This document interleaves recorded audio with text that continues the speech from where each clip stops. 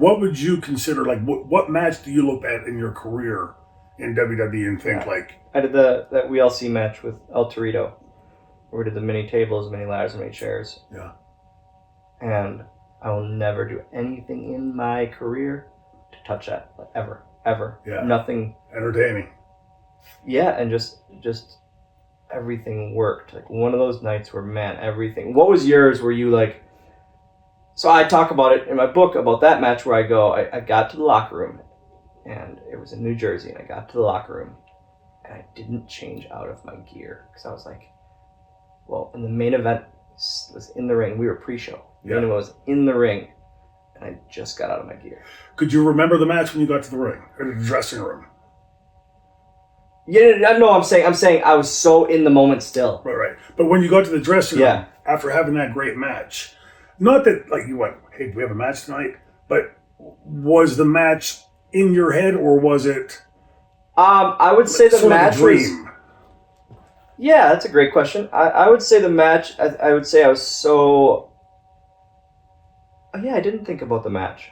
I thought about, man, we did something special. Yeah. It was like a cool, special feeling. Yeah. What was yours? That you sat and, like, you got back to the locker room and you went... The three-way dance. Yeah. With Terry and Sabu. Because initially, my first thought, as I was laying under the rope, blown sky high, the building was brutal hot, and it just never felt like it clicked during the match. In there, or putting it together? In the match. Just putting it together, you didn't do that with Terry. Like, he just went to the ring and did it, you know. And I'd never seen a three-way dance. I'd never been in a three-way dance. And it just never got to that point where it felt like it was clicking. And I was so pissed at myself because I knew, like, this was Paul putting me into that spot. And Sherry went, oh my God, look, Martel. And I look, and they're giving us a standing ovation. My initial thought was, they're just being nice because, like Philadelphia, just being nice because we went 60 minutes. Yep. It wasn't until I got home that week and I watched it back that I started, okay, there was a continuity there. There was not like a regular match, but you could see the pages of it turning. And it was once I did that like, I realized in my head I had no real recollection of the match. Not that I didn't think I was in the match. You grab a headlock, you do this, here's the heat spot, here's the go home. You remember all that stuff. In those matches you have like that are few and far between, you get to the dressing room and you realize it was almost like autopilot. Yeah. Like it was just happening. Like you were just along for the ride. Was that how that was for you? Yes and no.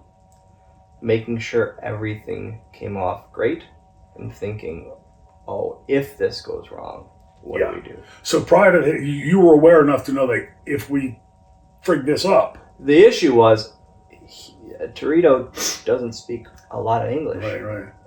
It's all Spanish, and I don't speak a lick of Spanish. So we can't talk. Yeah. We can't communicate out there. We just gotta go. And it was one of those things where I was like, if something goes wrong, we're screwed.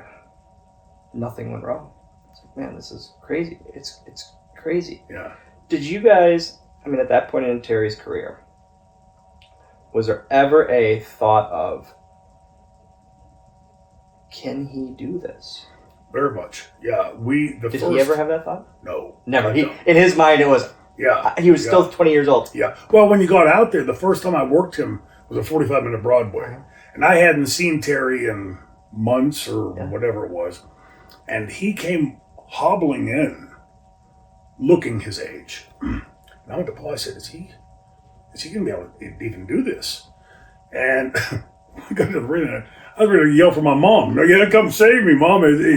He was like a tiger in there. Like he just, Terry had this 8th gear that he would shift down into and hang on. And he'd snug his stuff in and go, and when you tater him back, he'd go, "You hit like a girl."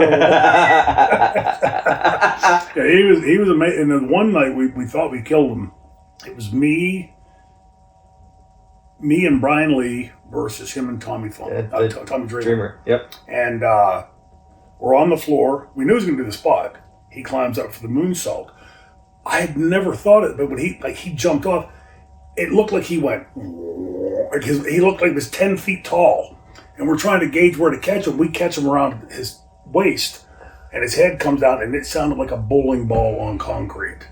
And I thought, he's dead. He's got to be. How old would you say he was then? 54, 5. You stupid son of a... He came up through those live rounds, which I was happy to see. He was something else in the ring. There was I don't know if it was the first or second time. First was 45 through, the second was 60 through. And we were just on the mat, just really chaining back and forth. And I did like a forward roll to reverse something, and my shoulder popped out.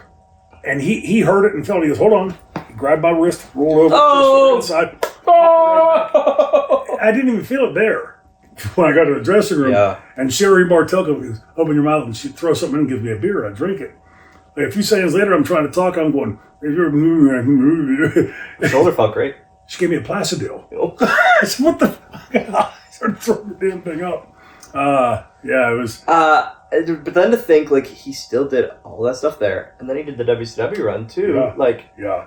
Crazy. It's insane. It is insane. It's insane. The level that he was working at, I'm right in that age generation now that he was. I can't work nearly to the level that I did prior. He was exceeding what he was doing before. Yes, and... God dang, just supernatural. Yes, but and then to still continue to do it over and over and over, and never have an off switch. No, it was exactly what you said. You saw him in the back, and he looked like the old man. Yeah, he got. It was like it's almost like the crowd fully turned him and fully like. Yeah. Made him turn off his age in his head. Yeah. I always said the ECW arena, and you hear these cliches all the time. There was some kind of magic in that building. That would be an example. One time, Franny had about 6 months ago. Remember that time he had the flu? I was sick as a dog. If she hadn't asked, I would have remembered. We were right behind the curtain, and I'm thinking to myself, how am I going to do this, man? I could barely stand up. And she goes, then the weirdest thing happened. Your music hit. You look down at your boots, looked at me and said, "You ready?" And she said, "You went to the curtain." And she thought I was working her.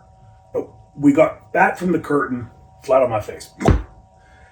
You go. I mean, adrenaline. Yeah, to some degree. You shut up. Like you don't think about you anymore. Yeah. Think about them. Yeah. It's like plugging into the Ethernet. You know, like the ether world out there. It's just some kind of energy from something.